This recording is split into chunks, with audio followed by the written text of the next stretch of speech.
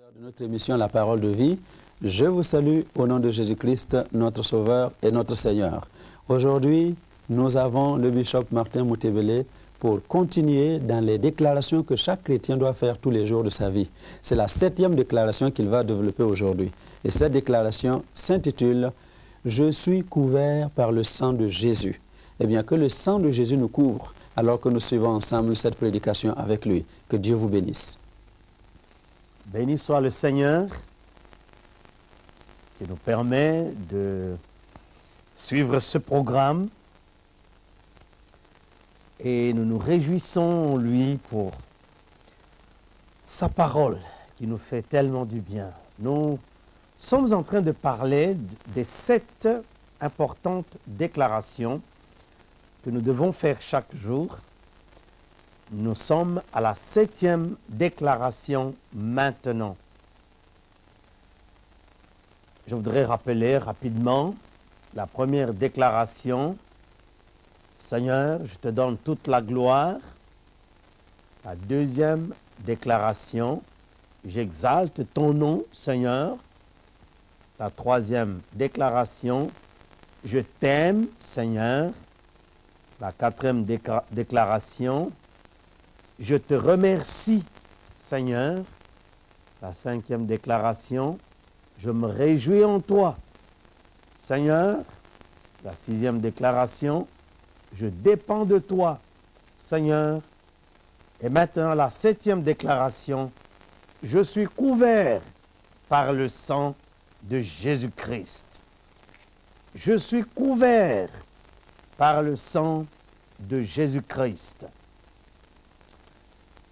Le sang, le dictionnaire Larousse le définit comme étant un liquide visqueux de couleur rouge, essentiel pour la vie, qui circule dans les veines, les artères et les capillaires du corps.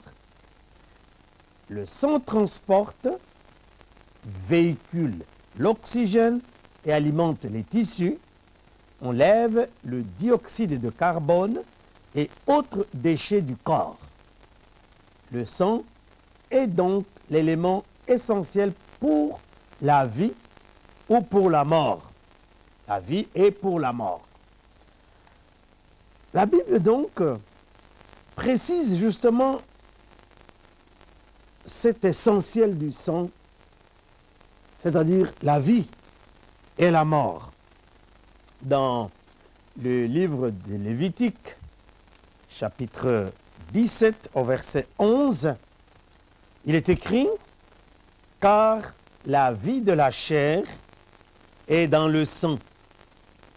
Je vous l'ai donné sur l'autel, afin qu'il serve d'expiation pour vos âmes, car c'est par la vie que le sang fait l'expiation. » Lorsque donc un animal est sacrifié, sa vie reste dans le sang.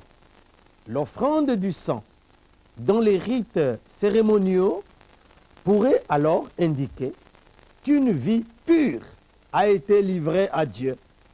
Ainsi, l'expression « le sang de Christ » veut dire aussi la vie de Christ présentée à Dieu pour notre purification.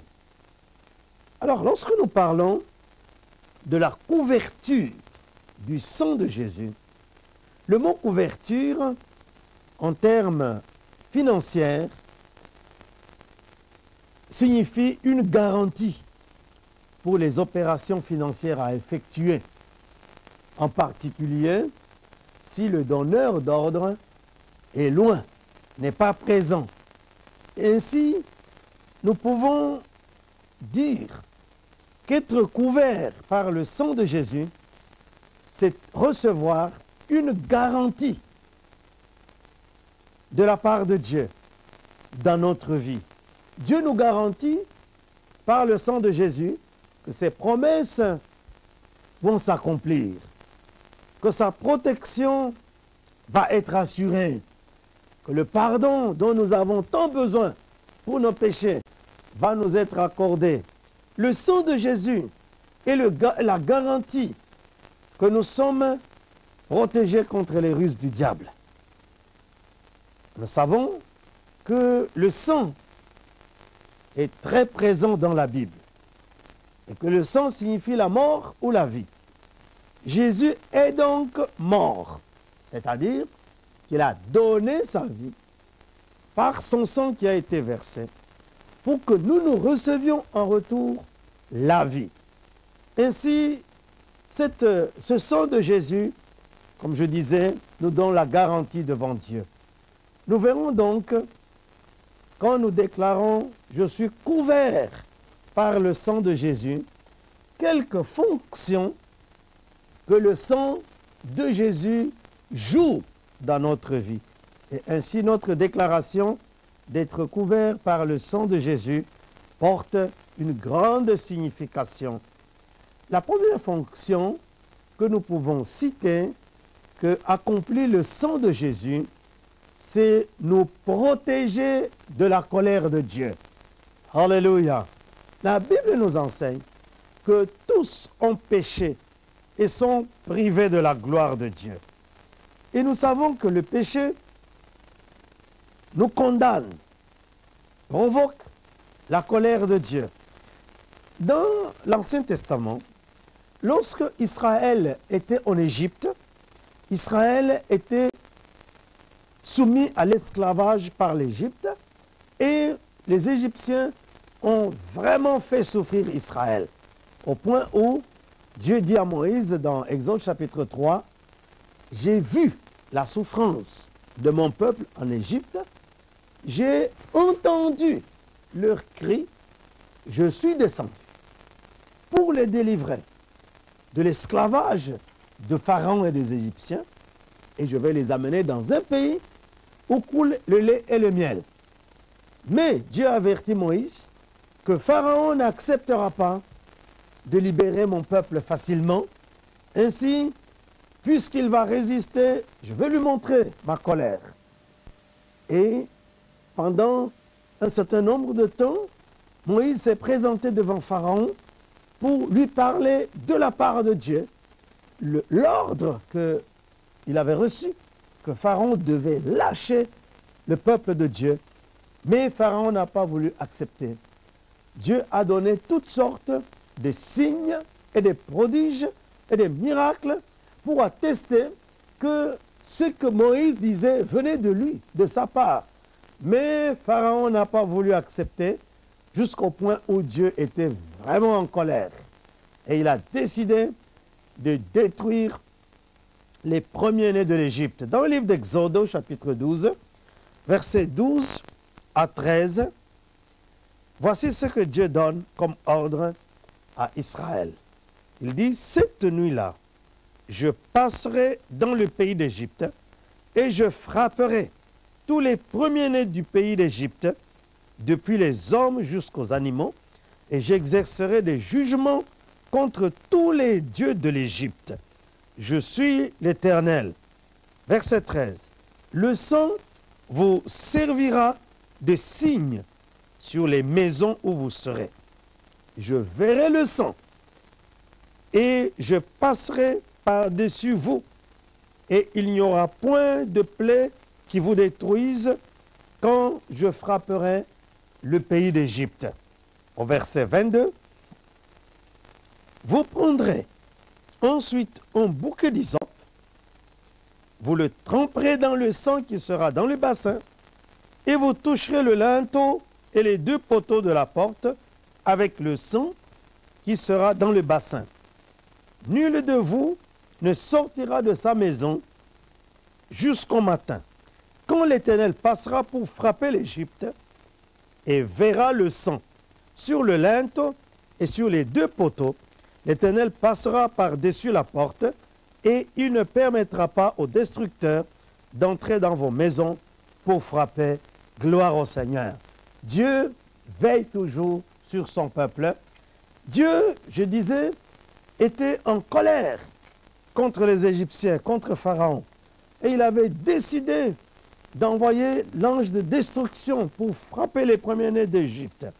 Mais pour que Dieu fasse que cette plaie de malédiction passe outre, n'entre pas dans les maisons des enfants d'Israël pour frapper leur premier-né, pour que Israël soit exempt de ce châtiment de Dieu, Dieu lui a ordonné de tuer un mouton, un agneau, et de mettre avec l'hysope le sang sur les linteaux de portes et de fenêtres, pour que quand Dieu passera, la plaie de la malédiction sur l'Égypte, de la colère de Dieu, passe outre, et qu'Israël soit exempt de cette colère de Dieu. Et c'est ce qui s'est passé la nuit avant la sortie de l'Égypte. Dieu a exercé son jugement contre les Égyptiens. Et les premiers-nés des hommes, des animaux, etc. sont morts, même le premier-né de Pharaon. Mais quant à la maison d'Israël, à cause du sang qui était sur les linteaux, Dieu les a épargnés de ce jugement. Vous savez, frères et sœurs, le monde dans lequel nous sommes maintenant est un monde qui est entièrement impliqué dans le péché. Jésus dit ceci: ce qui arriva au temps de Sodome et de Gomorrhe arrivera aussi à l'avènement du Fils de l'homme. Parce que Sodome et Gomorrhe, comme les envoyés de Dieu rapportent à Abraham dans le livre de Genèse, que nous avons entendu les accusations contre cette ville, les mauvais actes qu'ils commettent, l'ignominie et le péché affreux qu'ils commettent. Les anges disent, nous allons faire un tour pour vérifier si ce que nous avons entendu est vrai, si le rapport que nous avons reçu sur Sodome et Gomorrhe sont vrais. S'il s'avère que c'est vrai, nous allons détruire Sodome et Gomorrhe.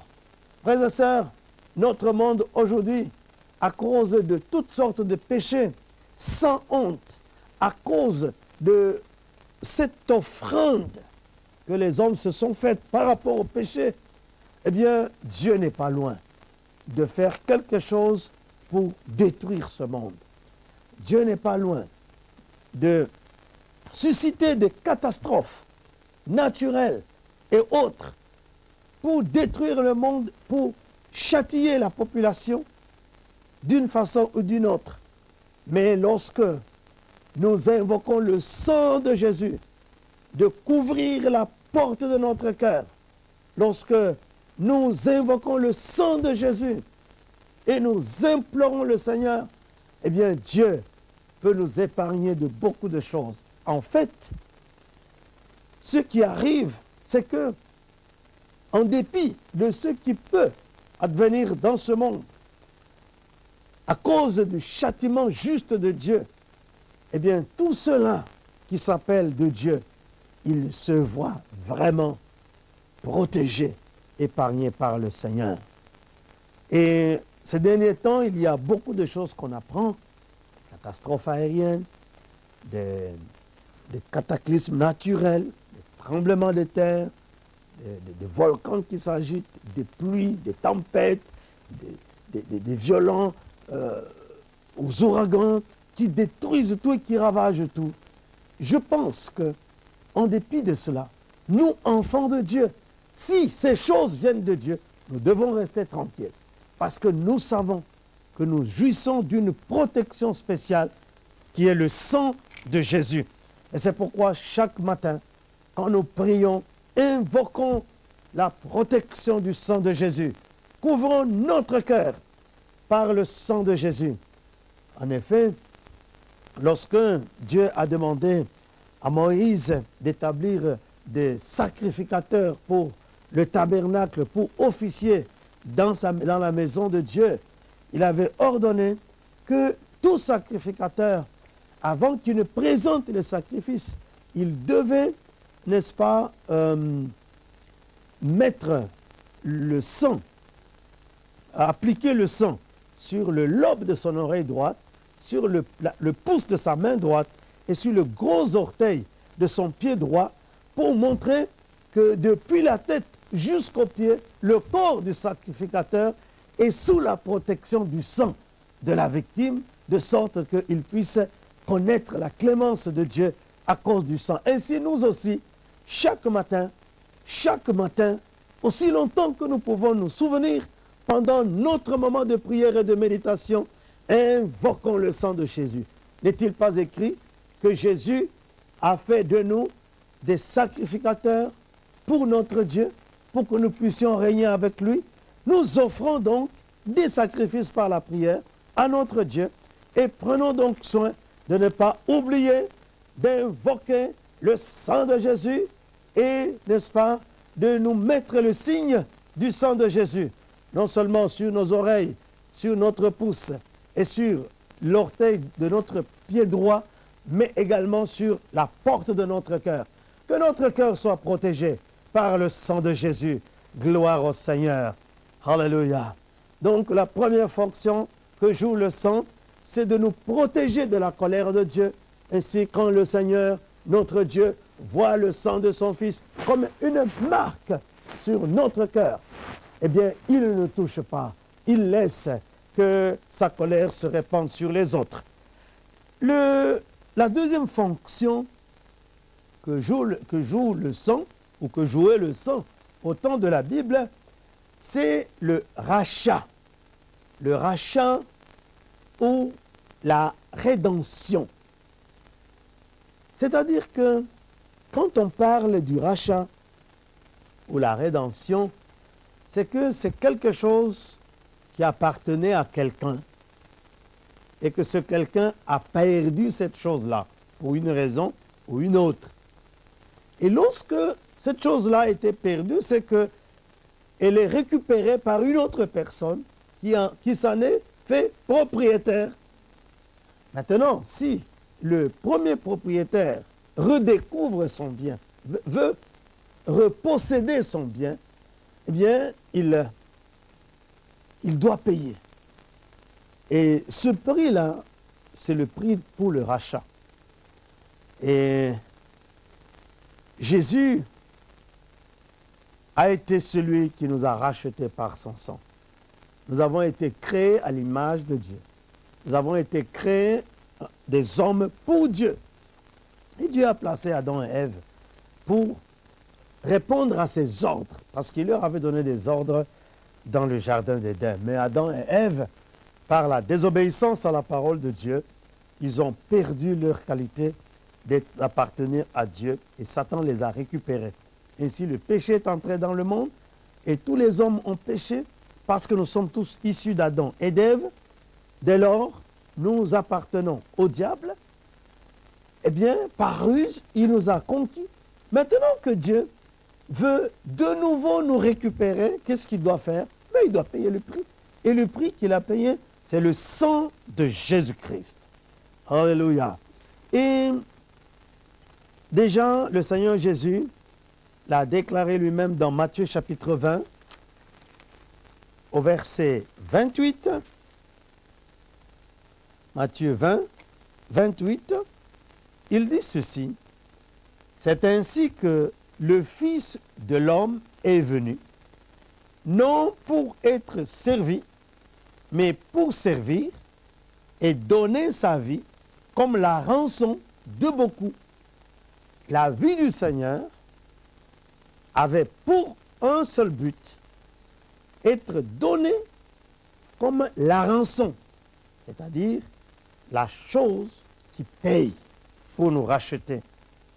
Maintenant, nous avons vu que la vie est dans le sang. Donc, quand Jésus dit qu'il donne sa vie, ça veut dire qu'il donne son sang. Donc, la vie que Jésus a donnée comme rançon, eh bien, ce n'est autre chose que son sang qu'il a répandu pour nous racheter.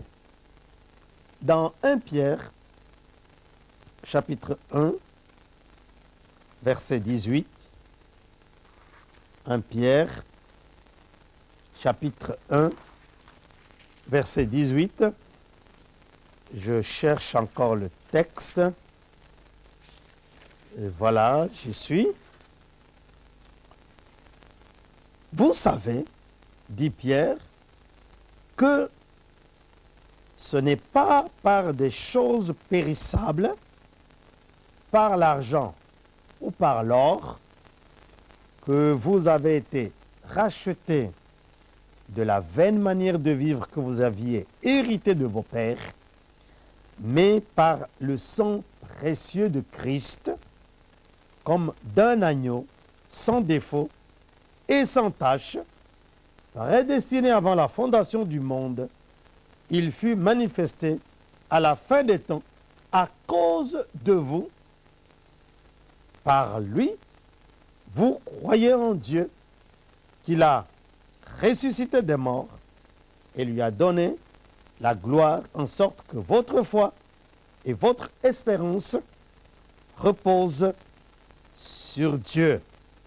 Amen. Donc, la chose qui a payé le prix, Pierre précise encore, c'est le sang de Jésus.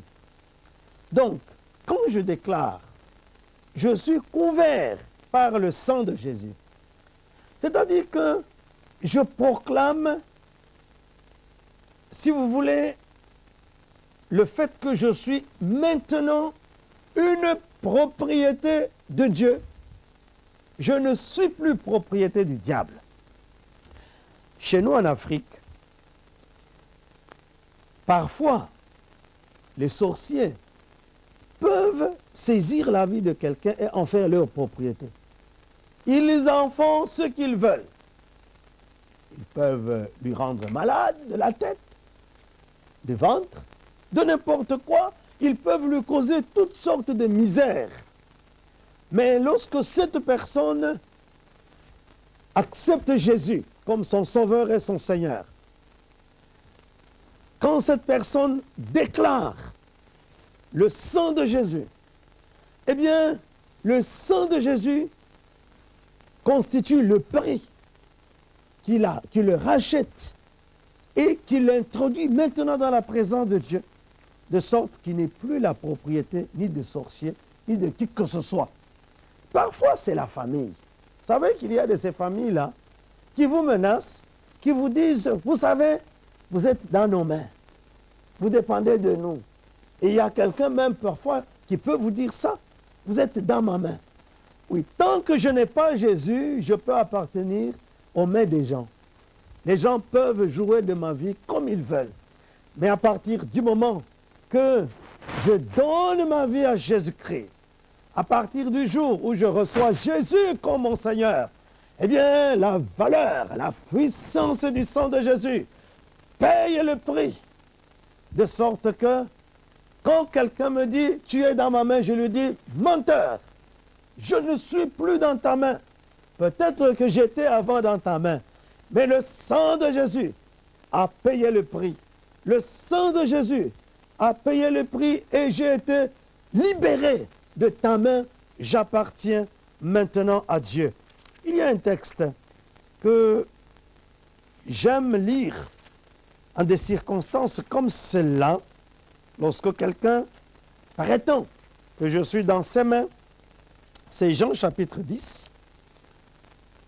au verset 28 et 29, il déclare, Jésus déclare, au sujet de ceux qui lui appartiennent, de ceux qu'il a rachetés par son sang, il dit, je leur donne la vie éternelle et elles ne périront jamais et personne ne les ravira de la main de mon Père.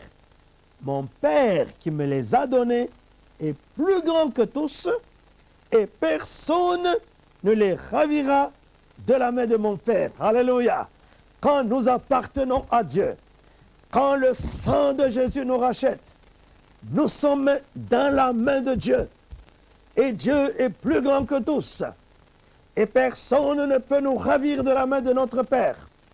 Ni les dominations, ni les autorités, ni les puissances, ni l'enfer, ni les forces présentes, ni à venir. Nul n'a la puissance suffisante de pouvoir nous arracher de la main de notre Père. Nous sommes donc en sécurité parce que nous sommes des rachetés. Voici le bonheur de comprendre, n'est-ce pas, notre rédemption. Nous appartenons à Dieu. Nous n'appartenons plus à qui que ce soit. Nous sommes de Dieu. Nous sommes à Dieu. Nous sommes dans la main de Dieu. Paul écrivant aux Éphésiens, pour leur expliquer l'importance et la valeur de notre appartenance à Dieu, il leur dit, Éphésiens chapitre 1, au verset 7, il dit, en Jésus, nous avons la rédemption par son sang, le pardon des péchés, selon la grâce, selon sa grâce, plutôt selon la richesse de sa grâce, que Dieu a répandue abondamment sur nous par toute espèce de sagesse et d'intelligence. Donc, nous avons été rachetés par le sang de Jésus et nous sommes sous la grâce de Dieu. Dans Actes chapitre 20, lorsque Paul devait quitter Éphèse pour aller, devait quitter l'Asie pour retourner à Jérusalem où l'Esprit de Dieu l'envoyait, eh bien, il est arrivé à Éphèse et s'adressant à l'église d'Éphèse, au chapitre 20 des Actes des Apôtres, au verset 28, parmi les choses qu'il leur dit, il dit, prenez donc garde à vous-mêmes et à tout le troupeau sur lequel le Saint-Esprit vous a établi évêque pour paître l'église de Dieu, qu'il s'est acquise par son propre sang. Alléluia! Non seulement moi, je suis acquis par le sang de Jésus, mais l'Église entière est acquise par le sang de Jésus. Jésus dit, je bâtirai mon Église. Qu'est-ce que cela veut dire? Pour bâtir une maison, vous devez acheter les briques, vous devez acheter le bois, vous devez acheter le ciment, vous devez acheter les tôles, vous devez acheter les ampoules, vous devez acheter toute une série de choses. Et quand ces choses-là sont mises ensemble, ces matériaux de construction sont mis ensemble, ça devient votre maison que vous avez bâtie. Le Seigneur Jésus, pour bâtir son Église, il a payé le prix pour racheter individuellement chaque croyant, chaque membre de l'Église. Et lorsqu'il nous met ensemble, il bâtit son Église. Il ne bâtit pas avec les matériaux empruntés du monde. Il ne bâtit pas l'Église avec les matériaux empruntés de l'enfer. Non, non, non, non. Il s'est acquitté de toute la dette. Il a tout payé. L'Église est constituée et construite par des hommes, par des femmes, par des familles entières, rachetées par le sang de Jésus, appartenant totalement à Jésus-Christ, de sorte que quand ces gens-là sont ensemble, ils peuvent glorifier Dieu. Ils peuvent se sentir en sécurité. Ils peuvent se réjouir ensemble. Et c'est pour cette raison, Satan ne peut pas détruire l'Église. Il dit à Pierre, les portes du séjour des morts ne prévaudront point contre elle. Je bâtirai mon Église et les portes du séjour des morts ne prévaudront point contre elle. Pourquoi? Parce que l'Église entière est entre les mains du Seigneur. Quand Satan viendra comme un fleuve, eh bien l'Esprit du Seigneur le mettra en déroute parce qu'étant la propriété de Dieu, Dieu s'occupe véritablement de nous. Et c'est pour cette raison, nous bénissons le Seigneur. Et quand nous disons donc, je suis couvert par le sang de Jésus, non seulement nous proclamons notre état de sécurité, que la colère de Dieu n'agit plus sur nous, mais aussi nous proclamons notre appartenance totale à Dieu. Nous sommes le peuple de Dieu. Nous sommes les enfants de Dieu. Non seulement moi, mais mon Église. Non seulement mon Église, mais toutes les églises qui marchent selon la vérité du Seigneur. Et c'est pour cette raison, l'Église ne doit pas avoir peur de quoi que ce soit. L'Église du Seigneur ne doit pas avoir peur de mauvaises doctrines. Non, non, non. Levons-nous. Rêchons la sainte doctrine. L'Église est protégée. Alléluia. L'Église ne doit pas avoir peur des menaces de sectes. Parce que le Seigneur a fait de l'Église sa propriété. Et si nous sommes dans l'Église, sentons-nous, oui, appartenir à ce Dieu puissant et fort. Gloire au Seigneur. Alléluia. Oui, nous allons continuer plus tard avec les autres fonctions que joue le sang, mais en ce moment-ci, si nous voulons bien nous incliner dans la prière, et si tu n'as pas encore reçu Jésus, tu as intérêt, mon ami, à ouvrir ton cœur et à le recevoir, à te laisser couvrir par son sang et à te laver par son sang. Amen. Seigneur notre Dieu, reçois toute notre reconnaissance. Nous prions au nom de Jésus. Amen.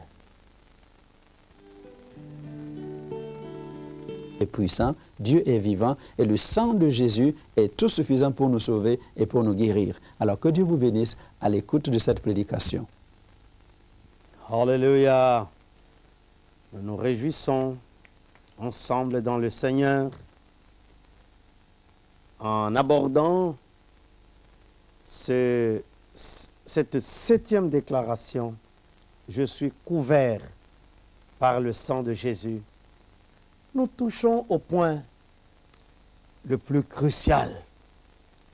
Nous touchons à l'élément le plus important de notre vie comme enfant de Dieu. Nous avons vu que le sang nous protège de la colère de Dieu pour laisser passer outre le jugement de Dieu de nous. La deuxième fonction, que le sang sert de rachat, de rédemption, pour que nous soyons une propriété de Dieu. La troisième fonction, le sang sert à laver et purifier du péché. Voyez, le péché, c'est quelque chose d'horrible devant Dieu.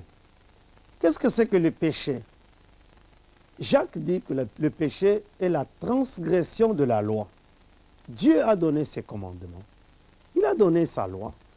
Cette loi n'a pas toujours commencé par avoir 10 articles comme au temps de Moïse.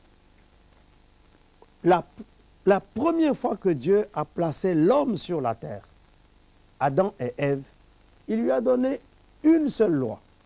Il lui a dit, tu mangeras tous les arbres qui se trouvent, le fruit de tous les arbres qui se trouvent dans le jardin. Mais quant à l'arbre qui est au milieu du jardin, l'arbre de la connaissance du bien et du mal, tu n'en mangeras pas. Car le jour que tu mangeras au fruit de cet arbre, tu mourras. C'était une seule loi. Il n'y avait pas d'autre loi. Parce qu'il n'y avait pas de voisin. Malheureusement, Adam a transgressé cette loi-là parce qu'il a été séduit par le serpent. Il a été séduit par Satan. Et bien sûr, spirituellement, il a succombé et il est mort spirituellement. Et ainsi, il a été éloigné de Dieu. Et depuis, Dieu a continué à ajouter jusqu'au temps de Moïse, où il a donné une loi en 10 commandements. Que ce soit un commandement ou 10 commandements, ce qui est important de comprendre, c'est que le péché est la transgression de la loi de Dieu. Tu transgresses un commandement, tu pêches. Tu transgresses tous les 10, tu pêches. Alors, quand nous péchons, quand nous transgressons la loi de Dieu, nous sommes éloignés de Dieu, nous sommes écartés de Dieu. Et pour que nous puissions revenir de nouveau dans la présence de Dieu, dans les faveurs de Dieu, dans la proximité de Dieu, eh bien, il faut le sang. Et c'est comme ça que Dieu l'a fait. Pour Adam et Ève, ils avaient pensé, parce qu'ils étaient éloignés de Dieu, ils ont cousu des habits en feuilles pour se couvrir, mais cela ne pouvait pas les approcher de Dieu. Et c'est ainsi que Dieu a sacrifié un animal, il a répandu le sang de l'animal qui a couvert la transgression d'Adam et Ève, et avec les peaux des animaux, ils se sont couverts, ils pouvaient de nouveau s'approcher de Dieu. Et depuis, le moyen que Dieu a établi pour laver et purifier la transgression et le péché que nous commettons, c'est le sang. Voici ce que le prophète Zacharie annonce au chapitre 13, versets 1 et 2. Voici ce qu'il déclare. En ce jour-là, une source sera ouverte pour la maison de David et les habitants de Jérusalem, pour le péché et pour l'impureté. En ce jour-là, dit l'Éternel des armées, j'exterminerai du pays les noms des idoles, afin qu'on ne s'en souvienne plus. J'ôterai aussi du pays les prophètes et l'esprit d'impureté. Une source sera ouverte pour le péché, pour laver les gens du péché. Et c'est ainsi que le jour que Jean-Baptiste était au bord du Jourdain avec ses disciples, il a vu Jésus passer et il a dit, voici l'agneau de Dieu qui ôte le péché du monde. Parce que le sang de l'agneau, c'est ça que Dieu avait utilisé dans l'Ancien Testament pour couvrir le péché. Lorsque un juif péchait, il amenait un agneau chez le souverain sacrificateur, au tabernacle ou au temple. Cet agneau était immolé. Le sang de cet agneau servait pour purifier le péché du transgresseur. C'est-à-dire que l'agneau mourait en substitut du pécheur. Et ainsi, par la mort de l'agneau, par le versement du sang de l'agneau, et le pécheur était acquitté et purifié de ses péchés. Mais la Bible nous dit que ce sang-là ne pouvait pas rendre parfait par rapport à la conscience de l'homme. Le sang de brebis et de boucs ne pouvait pas laver parfaitement le pécheur. Et c'est ainsi que Jésus, entrant dans le monde, Hébreux chapitre 10, il déclare, « Tu n'as agréé ni holocauste, ni sacrifice, mais tu m'as formé un corps. Tu n'as agréé ni sacrifice, ni offrande. Voici, ô Dieu, je viens pour faire ta volonté. » Quelle volonté? Eh bien, d'accepter, de se laisser immoler comme un agneau pour que son sang soit versé, pour que notre péché soit purifié. C'est pour ça que Jean-Baptiste, ayant reçu la révélation de Dieu sur la personne de Jésus, il dit aux autres, ce n'est pas un homme ordinaire, ce n'est pas seulement un enseignant, ce n'est pas seulement un prophète, il est l'agneau de Dieu. C'est lui qui a été destiné pour qu'il verse son sang et que nos péchés soient ôtés à partir de cela. Depuis que Jésus est mort à la croix, eh bien, le sang de Jésus est devenu l'élément essentiel pour laver et pour nous purifier de tout péché. Dans l'Épître aux Hébreux, au chapitre 9, nous verrons cette grande déclaration au sujet du sang purificateur des péchés, le sang de Jésus. L'excellence par rapport à la purification du sang de Jésus. Nous lisons au verset 14. Nous pouvons commencer à partir du verset 13. Hébreux, chapitre 9, verset 13. Car si le sang des taureaux et des boucs et la cendre d'une vache répandue sur ceux qui sont souillés sanctifie et procure la pureté de la chair, combien plus le sang de Christ, qui par l'Esprit éternel s'est offert lui-même sans tache à Dieu, purifiera-t-il votre conscience des œuvres mortes, afin que vous serviez le Dieu vivant. Alléluia. Il dit donc, le sang de Jésus, non seulement il lave et il purifie le péché, il va jusque dans la conscience et libère notre conscience des œuvres mortes. Donc le sang de Jésus qui lave et qui purifie de tout péché. Un sang excellent, plus excellent que le sang des boucs. Dans 1 Jean, chapitre 1, verset 7, nous lisons, verset 6, « Si nous disons que nous sommes en communion avec lui et que nous marchons dans les ténèbres, nous mentons et nous ne pratiquons pas la vérité. Si nous marchons dans la lumière, comme il est lui-même dans la lumière, nous sommes mutuellement en communion et le sang de Jésus, son Fils, nous purifie de tout péché. Alléluia. Donc, notre marche avec le Seigneur par le Saint-Esprit a un effet positif, c'est que chaque fois qu'un péché se révèle, parce que Dieu est lumière, et si nous marchons avec lui, chaque fois qu'un péché est révélé à la lumière de Dieu, immédiatement, le sang de Jésus lave et nous purifie de ce péché. C'est pour cette raison on dit que la marche avec Dieu nous amène de sanctification en sanctification, parce que chaque fois qu'un péché, ancien ou nouveau, est révélé à la lumière de Dieu, le sang de Jésus lave et purifie ma vie de ce péché-là. Je suis donc sanctifié au fur et à mesure que je marche avec Dieu.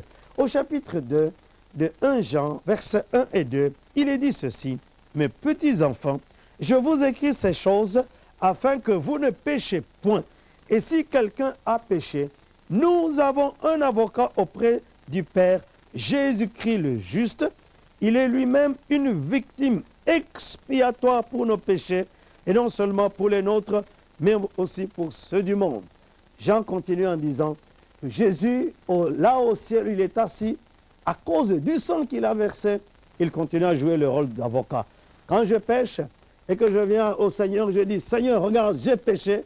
Eh bien, il se tourne vers son Père, il dit: voilà, mon sang est là, j'ai payé pour lui, si tu veux bien me pardonner.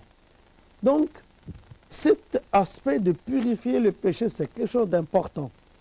La purification, la différence entre la purification et le pardon, c'est que le pardon, c'est que Dieu n'a plus de colère vis-à-vis de nous à cause du péché. Ça, c'est le pardon. Mais la purification, c'est que Dieu nettoie et ôte le péché. Donc, il n'y a plus de traces de l'ancien péché. Ça n'existe plus. Donc, quand le sang de Jésus nous purifie, et tu vas dans le dossier des péchés, là où il y a mon nom, tu vas regarder, il n'y a pas de traces. Il n'y a pas de dossier de péché. Parce que tout a été lavé et purifié. Nous devenons purs. Alléluia. Et c'est pour cette raison, nous devons louer le Seigneur pour cela. Non seulement nous sommes purifiés et lavés de tout péché, ça veut dire que les traces du péché sont ôtées et enlevées. La quatrième fonction du sang, c'est la délivrance du péché. Apocalypse chapitre 1, verset 5. Nous lisons ceci.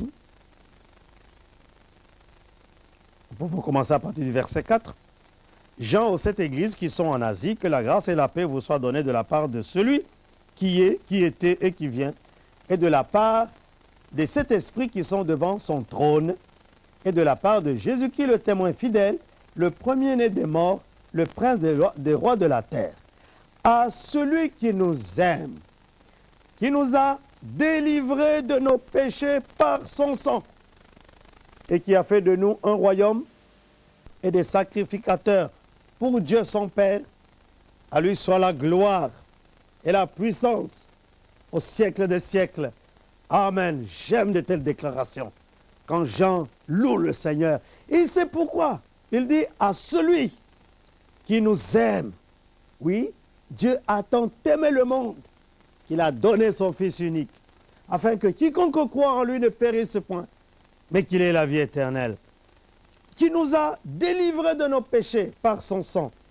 Maintenant, quelle est la différence entre être pardonné du péché, être lavé, purifié du péché et être délivré du péché? J'ai dit tout à l'heure que le pardon consiste dans le fait que Dieu n'est plus en colère à cause de ce péché-là. Dieu est apaisé. Ça, c'est le pardon. Laver et purifier, c'est que Dieu ôte. Le sang ôte. Il n'y a plus de traces de péché.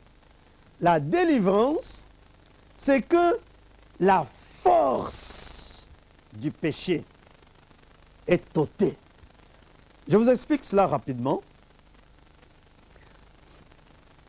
Il y a une source. Voyez un cochon ou un porc qui est sale, on le lave, on le purifie, on enlève la saleté, mais puisque la source, là où il allait se plonger, c'est là, eh bien, il va de nouveau courir là, il se salit et il revient. Tant qu'on ne supprime pas la source qui le rendait sale, vous pouvez le laver autant de fois que vous voulez, il retournera se plonger et vous allez continuer à laver. Ainsi, beaucoup de gens sont pas vis-à-vis de Dieu. Oh Seigneur, pardonne-moi mon péché, lave-moi, purifie-moi dans le sang de Jésus, je regrette. Le Seigneur pardonne, c'est-à-dire il est apaisé. Parce que tu as cité le sang de Jésus. Le Seigneur lave et purifie parce que tu es sous le sang de Jésus. Et quelques jours après, tu vas encore pécher de nouveau. Tu reviens encore, Seigneur, vraiment, le sang de Jésus. On te lave, on te purifie. Et ça continue.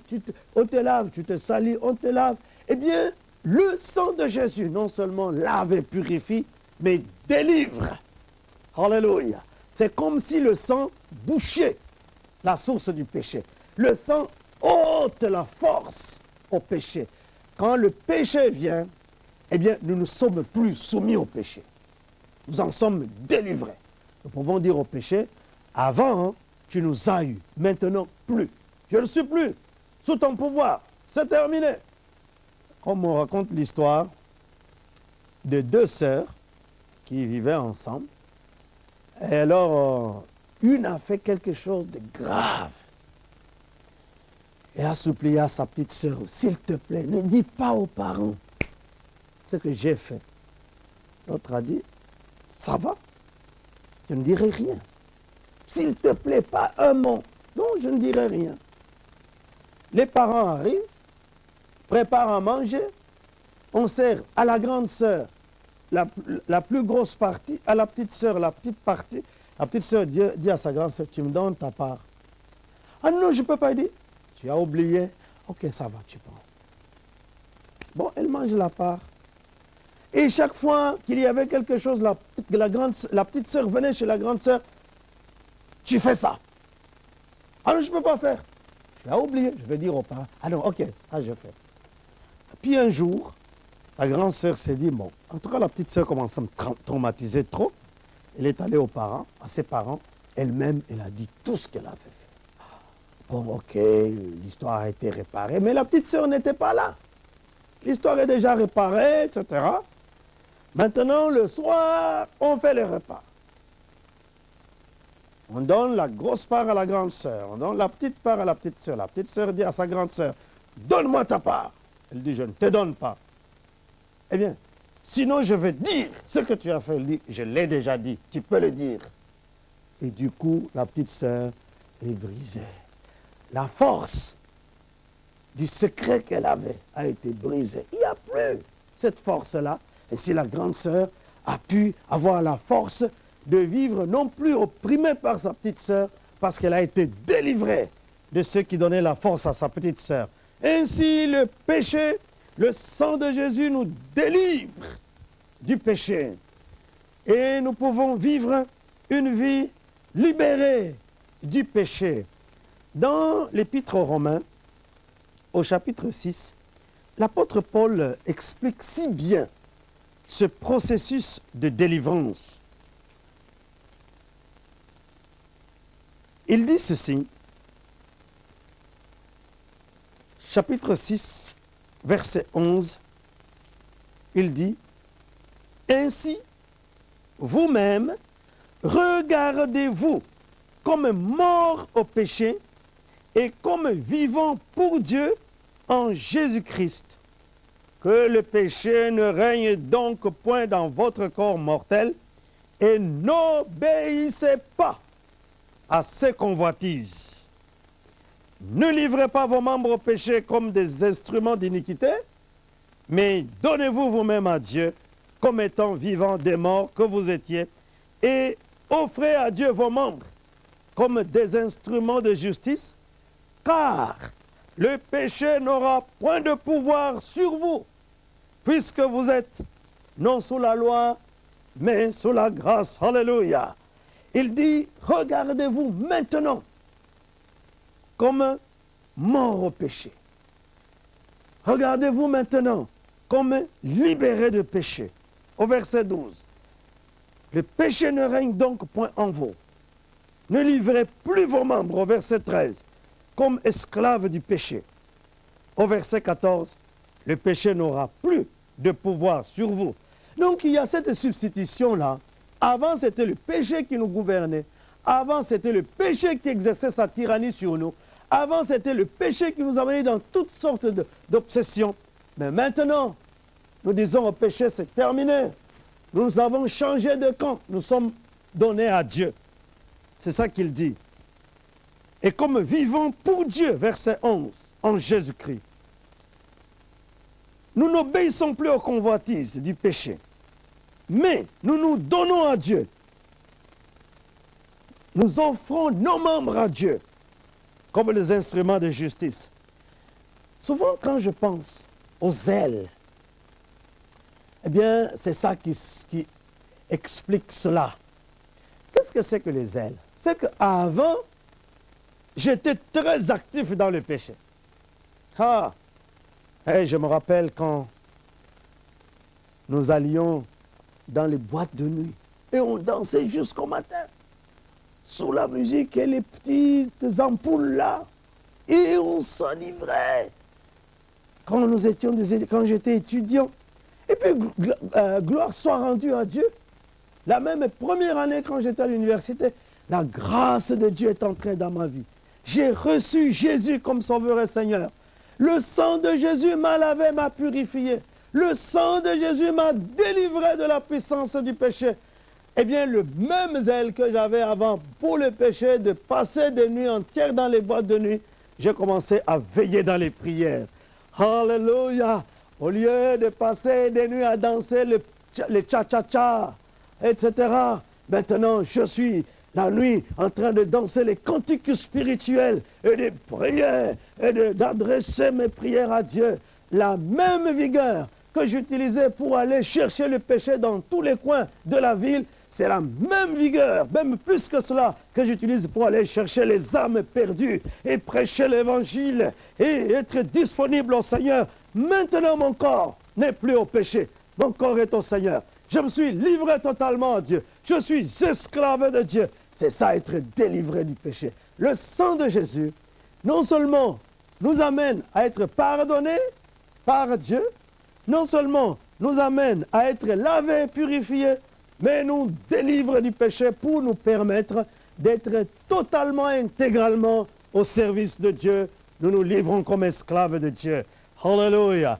La dernière fonction, il y en a d'autres encore, mais je voudrais m'arrêter à cela, du péché, c'est la victoire sur Satan. Alléluia. Oui, vous connaissez certainement ce texte merveilleux d'Apocalypse chapitre 12. J'aime lire ce texte-là quand je sens que Satan commence à exagérer, parce que c'est un texte qui parle non seulement de la victoire de Jésus, mais de notre victoire par le sang de Jésus. Et au verset 10 et 11, Apocalypse 12, verset 10 à 11, « Et j'entendis dans le ciel une voix forte qui disait, « Maintenant le salut est arrivé, ainsi que la puissance, le règne de notre Dieu et l'autorité de son Christ, car il a été précipité l'accusateur de nos frères, et celui qui les accusait nuit et jour devant notre Dieu. Ils l'ont vaincu. » C'est-à-dire, les frères, nous, enfants de Dieu, vous et moi, nous l'avons vaincu. Nous avons vaincu le diable à cause du sang de l'agneau et à cause de la parole de leur témoignage, etc., etc. Ils l'ont vaincu. Pourquoi ils l'ont vaincu à cause de l'agneau? À cause du sang de l'agneau. Parce que, quel est le moyen que Satan utilise pour nous avoir? Eh bien, c'est le péché. Si nous sommes lavés, nous sommes purifiés, nous sommes déjà rachetés et nous sommes délivrés du péché, nous sommes dans la main de Dieu. Eh bien, le sang de Jésus constitue pour nous une bonne barrière. Et quand nous invoquons le sang de Jésus, Satan comprend que nous ne sommes plus à lui. Le sang nous a rachetés, nous appartenons à Dieu. Il réalise que par le sang, Jésus l'a vaincu à la croix. Et nous sommes vainqueurs avec lui. Le sang de Jésus nous donne la victoire sur Satan. dans Romains chapitre 8, versets 33 à 39. Oh, et ça c'est un texte merveilleux qui nous chante, je l'appelle l'hymne de la victoire. Romains 8, 33 à 39, c'est un peu long, je vais lire rapidement. Qui accusera les élus de Dieu? C'est Dieu qui justifie. Qui les condamnera? Christ est mort, bien plus, il est ressuscité. Il est à la droite de Dieu, il intercède pour nous. Qui nous séparera de l'amour de Christ? Sera-ce la tribulation, ou l'angoisse, ou la persécution, ou la faim, ou la nudité, ou le péril, ou l'épée, selon qu'il est écrit? C'est à cause de toi qu'on nous met à mort tous les jours, qu'on nous regarde comme des brebis destinées à la boucherie. Mais dans toutes ces choses, nous sommes plus que vainqueurs par celui qui nous a aimés, car j'ai l'assurance que ni la mort, ni la vie, ni les anges, ni les dominations, ni les choses présentes, ni les choses à venir, ni les puissances, ni la hauteur, ni la profondeur, ni aucune créature ne pourra nous séparer de l'amour de Dieu manifesté en Jésus-Christ notre Seigneur. Frères et sœurs, nous avons la victoire par le sang de Jésus. Ainsi, quand je dis, Seigneur, je suis couvert par le sang de Jésus, voici ce que je proclame par la couverture du sang de Jésus. Premièrement, je proclame que je suis protégé de la colère de Dieu. Deuxièmement, je déclare que je suis racheté par Dieu, que j'appartiens à Dieu. Troisièmement, je déclare et je proclame que je suis lavé et purifié par le sang de Jésus. Que Satan, tu n'as rien de toi en moi. Ce que tu avais mis en moi, eh bien le sang l'a ôté. Le sang l'a lavé. Quand tu vas venir chercher une de tes marques dans ma vie, parce que la marque du diable, c'est le péché. Quand Satan veut savoir qui appartient à lui, il va chercher la marque qu'il a posée en vous. Et la marque que Satan laisse en vous, c'est son péché, c'est le péché. Mais quand il va venir, il ne va rien trouver, parce que ce péché-là a été lavé, purifié par le sang de Jésus. Alors, je déclare aussi que non seulement j'ai été lavé et purifié, c'est que je suis délivré du péché. La puissance du péché n'est plus en moi. Je me rappelle de ce texte de 1 Jean. Je crois que c'est au chapitre 5. Il dit, celui qui est né de Dieu, il ne pratique pas du péché. Celui qui est né de Dieu se garde lui-même et le malin ne le touche pas. Oui, nous avons eu le pouvoir de vivre maintenant sans pratiquer le péché à cause du sang de Jésus. Je suis délivré du péché. Puisque je suis délivré du péché, eh bien, je me suis consacré à Dieu comme serviteur de Dieu, comme esclave de Dieu. Oui, mes membres sont à Dieu. Mon corps est à Dieu. Ma pensée est à Dieu. Mon temps est à Dieu. Le même zèle que j'avais pour les choses de ce monde, ce zèle-là, je le transforme pour les choses de Dieu. Je suis à Dieu. Je suis délivré du péché. Le reste de mon temps, c'est pour Dieu.